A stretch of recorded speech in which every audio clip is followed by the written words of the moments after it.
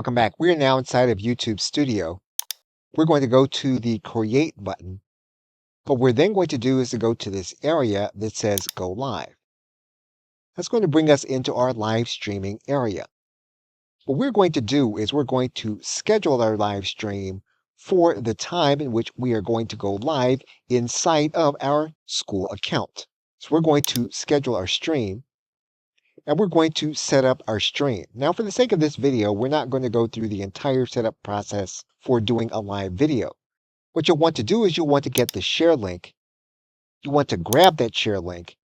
However, you will not be able to put this share link inside of your Skool account. You'll then want to go ahead and put that link here in this area. That's going to give you a specific link. What you will then do is you will take this link and then you will head back to your Skool account.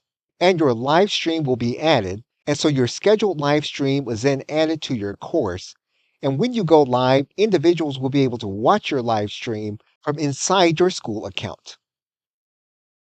Okay, so with that, thanks, and I will see you in another video.